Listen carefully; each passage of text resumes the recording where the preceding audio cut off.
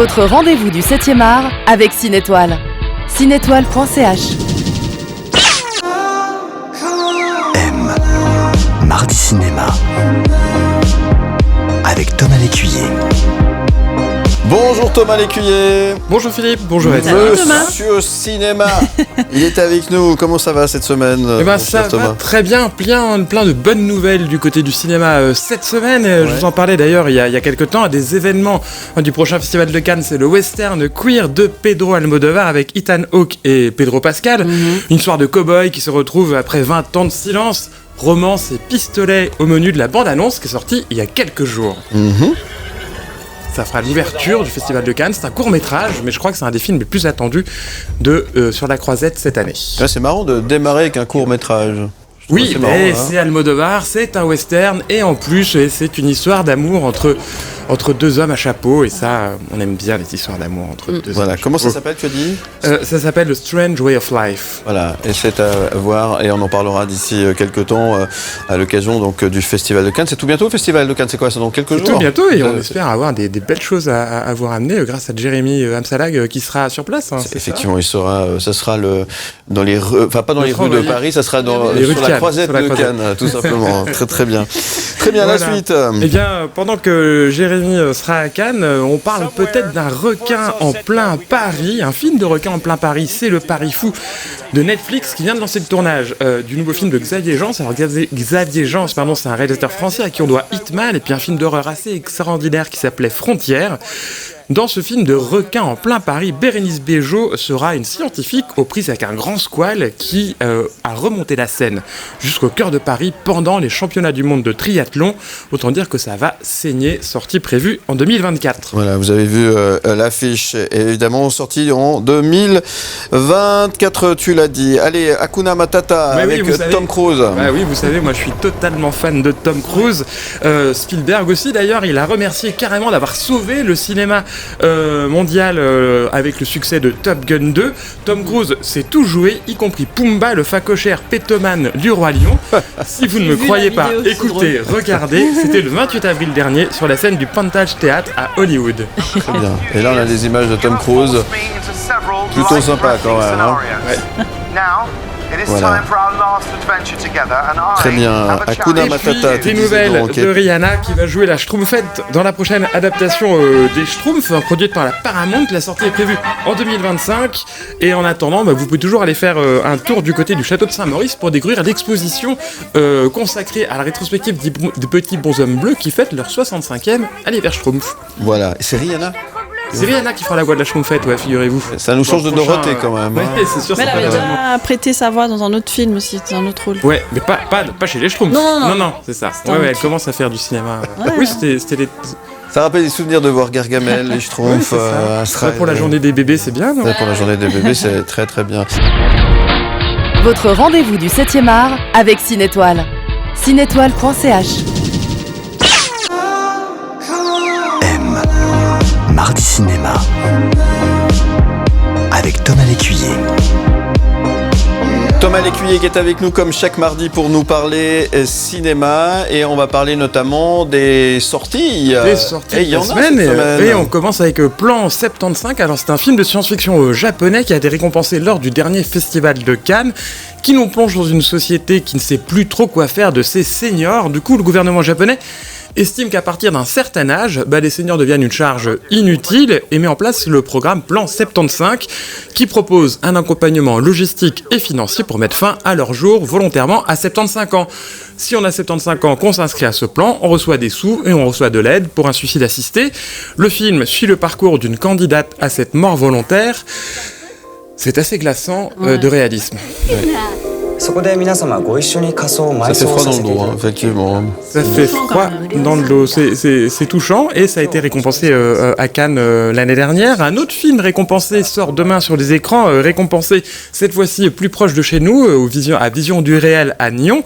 Le film d'ailleurs se passe vraiment à côté de chez nous, puisqu'il se passe sur les rives de la VHR. On reconnaît l'architecture. C'est ça, la rivière qui coule au pied des Faverges, une banlieue de Lausanne, faite d'immeubles fonctionnels dans lesquels vivent essentiellement des retraités exilés et des familles immigrées. Alors il y a une vieille légende qui raconte qu'il y a de l'or au fond de la VHR et pour une raison inconnue, ce plan d'eau doit être sécurisé pendant un été par 2 gardiens. Alors il y a Daniel, un Congolais jovial et sympathique, et son collègue Amar qui débute dans le métier, qui est tout timide. Ils sont là pour sécuriser d'une manière un peu ubuesque, parce qu'on se demande pourquoi ils sont là à sécuriser la VHR, c'est assez mystérieux. C'est un docu-fiction, c'est-à-dire qu'il n'y a aucun acteur professionnel, c'est que les gens du quartier qui ont joué dans ce film, et ça a donc été récompensé à Vision du Réel l'année dernière. Ça s'appelle Lilo. Et ça sort demain sur les écrans. Ouais, c'est clair. Ça suscite un peu la curiosité de savoir un peu ce qui se passe. Alors, à voix chère, ouais. Du coup, il y a plein de gens qui vont aller voir s'ils adorent.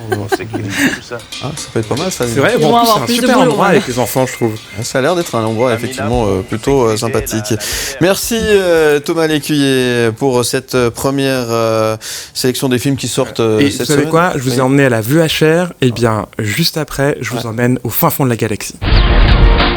Votre rendez-vous du 7e art avec Cinétoile.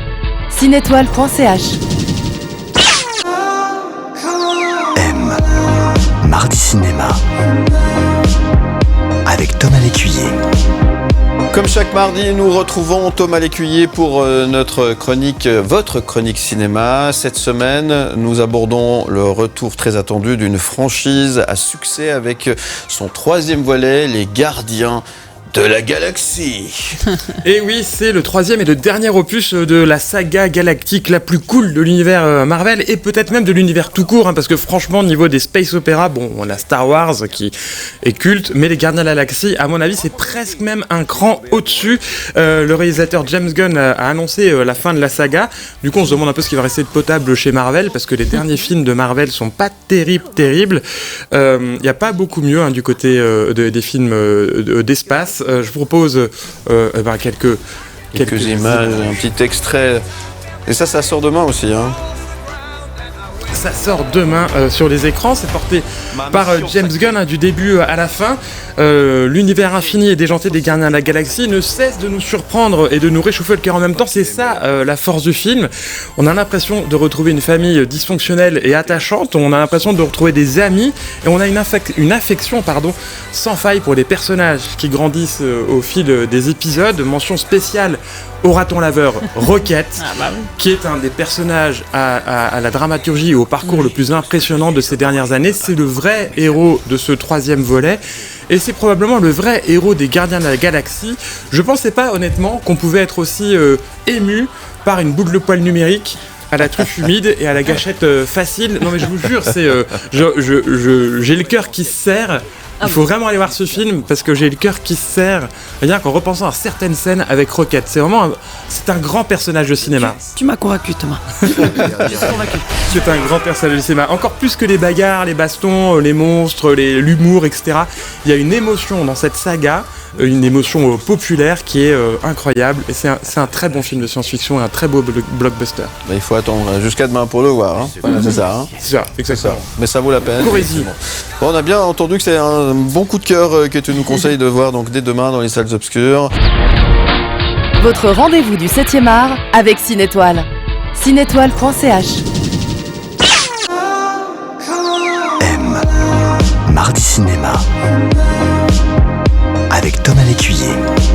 Poursuivons notre exploration des films qui arrivent sur vos écrans dès demain avec Thomas Lécuyer qui nous présente son 2e coup de cœur de la semaine, le film suisse intitulé A Forgotten Man, avec en interview dans un instant le réalisateur de ce film, Laurent Nègre.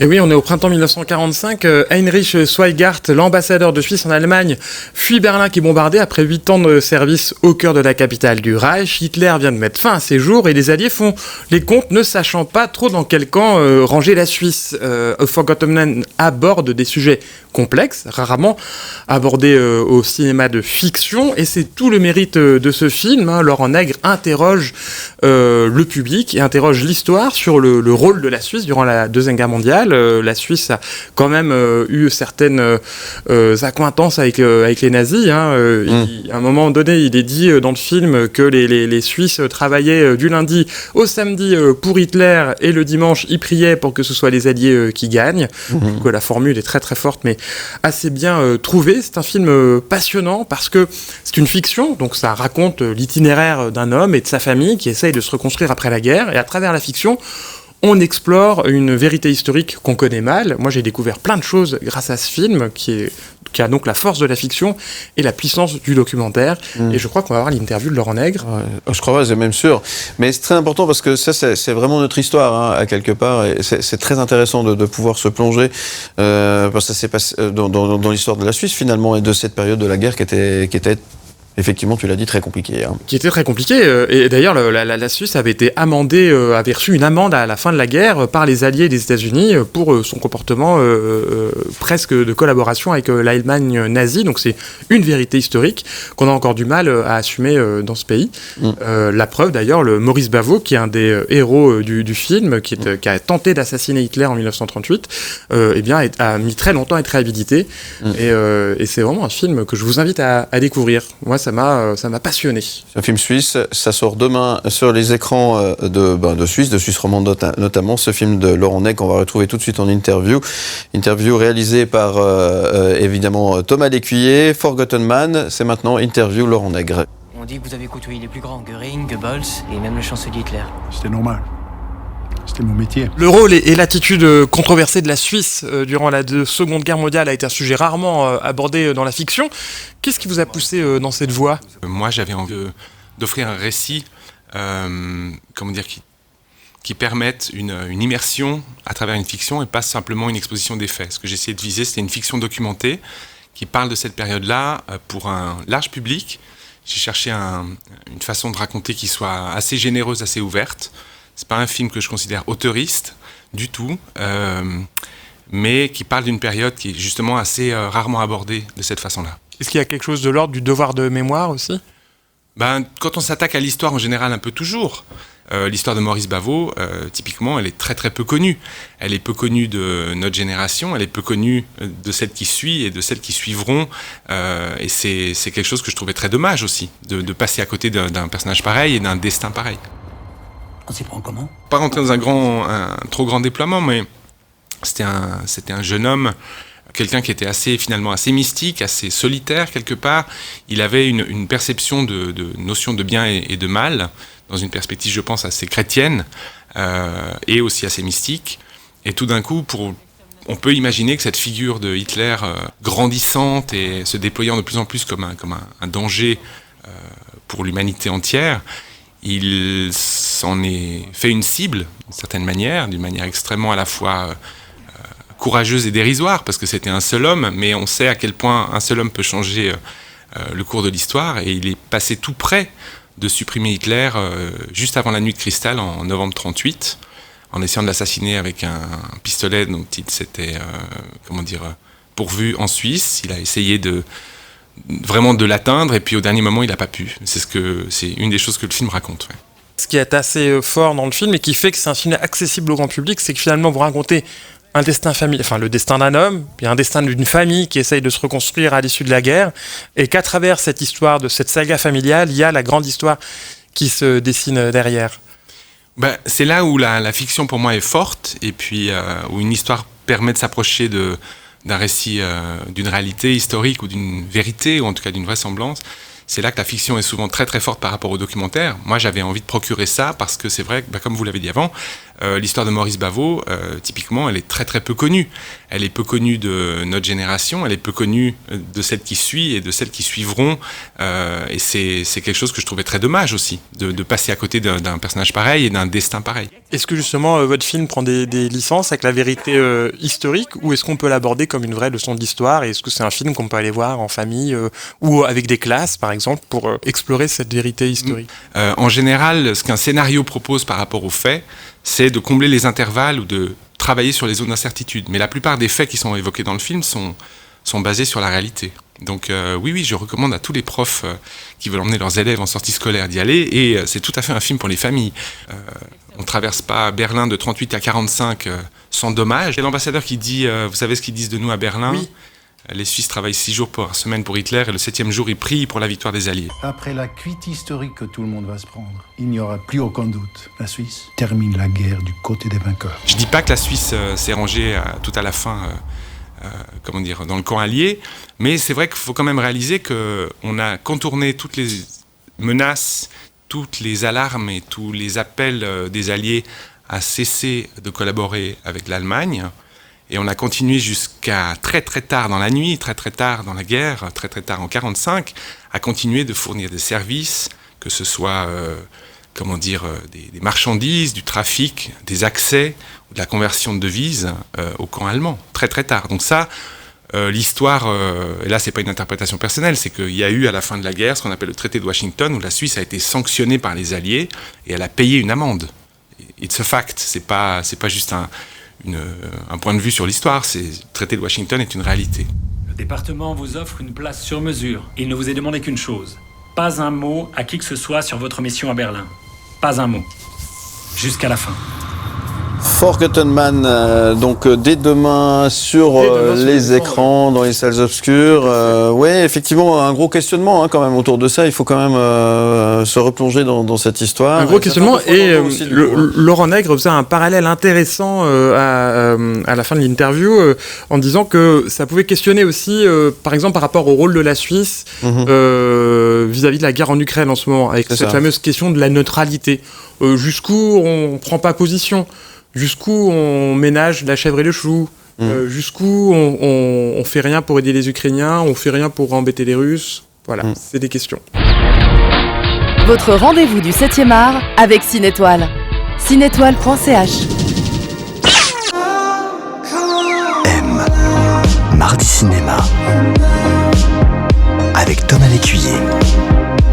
Sachez encore que vous nous retrouvez évidemment sur mlemedia.ch avec les podcasts, le replay également sur l'application MyCanal. Thomas Lécuyer est avec nous comme chaque mardi pour parler cinéma. Nous avons reçu il y a quelques instants Laurent Nègre, réalisateur du film Forgotten Man qui sort demain sur les écrans. Un de tes coups de cœur. Un de mes coups de cœur, oui, et ce ne sont pas 4 billets de cinéma que vous pouvez gagner aujourd'hui, mais carrément 4 billets de voyage, car le cinéma c'est un voyage, et demain vous pouvez aller soit dans les fins fonds de la galaxie pour adorer les Gardiens de la Galaxie 3, énorme coup de cœur de la semaine, soit faire un voyage dans le temps et dans l'histoire avec A Forgotten Man qui nous replonge dans les heures sombres de la Suisse au sortir de la Deuxième Guerre mondiale, soit partir au Japon pour découvrir un futur dystopique dans lequel on propose aux seniors de se tuer eux-mêmes à 75 ans pour libérer de la place, soit découvrir les trésors cachés de la VUHR, cette rivière qui court à Lausanne le long de la cité des Faverges et qui est soudainement gardée par des vigiles, on ne sait pas trop pourquoi, dans l'îlot, un docu-fiction primé à Vision du réel qui sort aussi demain. Eh ben, merci pour toutes ces explications. Et, oui, c'est un beau voyage finalement, effectivement. Plusieurs destinations à choix. Plusieurs destinations à choix, effectivement. Dis donc, une destination pas mal aussi, c'est Cannes, non ? C'est bientôt ça, non ? Le Festival de Cannes, ça approche à grands pas. Et puis, on aura certainement des nouvelles de notre correspondant, de notre envoyé spécial à Cannes, Jérémy Ansalag. Sur la croisette. Très spécial, envoyé très spécial. Très spécial. Sur la croisette de Cannes, Jérémy Ansalag, qu'on retrouvera bien sûr. Ça commence quand ? C'est la semaine prochaine, c'est ça ? Oui. Du 16 au 27 mai. Du 16 au 27, merci. J'avais un doute. D'ailleurs, est-ce que tu as vu l'affiche ? Avec Catherine Deneuve, elle est magnifique cette affiche. Très belle affiche. Ils font toujours des magnifiques affiches. On a hâte d'en parler, bien sûr. La semaine prochaine, on parle de quoi ? La semaine prochaine, on parle de quoi ? Eh bien, il faut que j'aille voir les films avant de vous dire. On découvrira les films à l'affiche, évidemment, avec tes coups de cœur. Merci beaucoup, Thomas Lécuyer, en tous les cas.